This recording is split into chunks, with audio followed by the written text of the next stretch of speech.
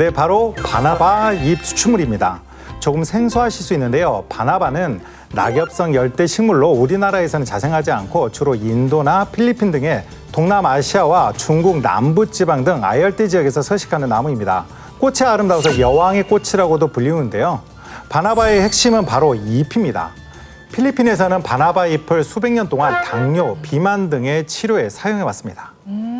바나바 잎 추출물 진짜 처음 들어보는데요.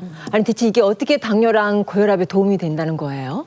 네, 그래서 준비했습니다. 당뇨와 고혈압을 예방해주는 바나바 잎 추출물에는 과연 어떤 성분이 들어있을까요? 네. 자, 먼저 천연 인슐린인데요. 글쎄요, 뭐가 있죠? 어떤 성분일까요?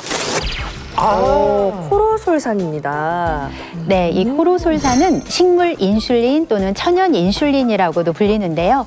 그 이유가 우리 몸속의 인슐린과 아주 비슷한 역할을 하기 때문입니다.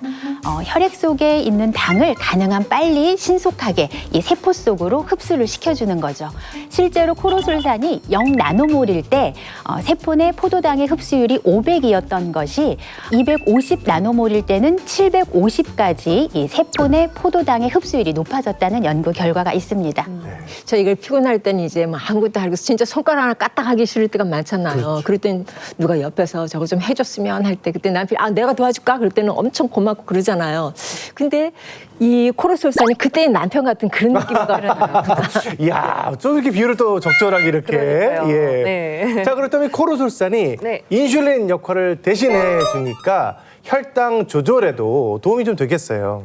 네, 실제로 코로솔산이 우리 몸 안에서 일으키는 반응을 실험한 연구가 있는데요. 당뇨 환자 24명에게 한 달 동안 매일 3번씩 바나바잎 추출물을 섭취하게 했더니 혈당치 평균이 10%가량 감소했다는 연구 결과도 있습니다.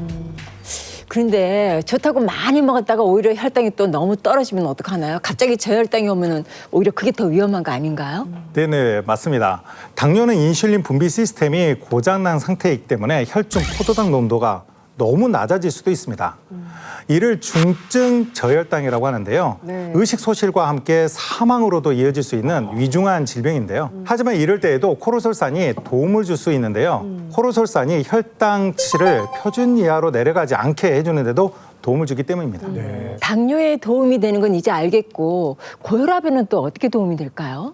네, 혈액 내에 콜레스테롤이나 중성지방이 증가하면 장기적으로는 혈액이 걸쭉하게 변하게 되고 응고되기 쉬워서 결국에는 혈전이 만들어지게 되는데요.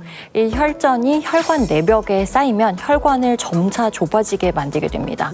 좁은 혈관으로 혈액이 흐르려면 당연히 밀어내는 힘이 커질 수밖에 없겠죠. 네네. 이로 인해 혈압이 높아지게 되는데요.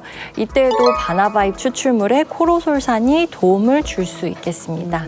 실제로 쥐에게 10주간 코로솔산을 투여했더니 섭취 전보다 콜레스테롤 수치가 32% 감소했다는 연구 결과가 있었고요. 네. 대사증후군이 있는 쥐에게 코로솔산이 들어간 식단을 꾸준히 먹인 결과 8주 이후 코로솔산 식단을 먹지 않은 쥐에 비해 혈압이 10% 정도 낮아졌다는 연구 결과도 있었습니다.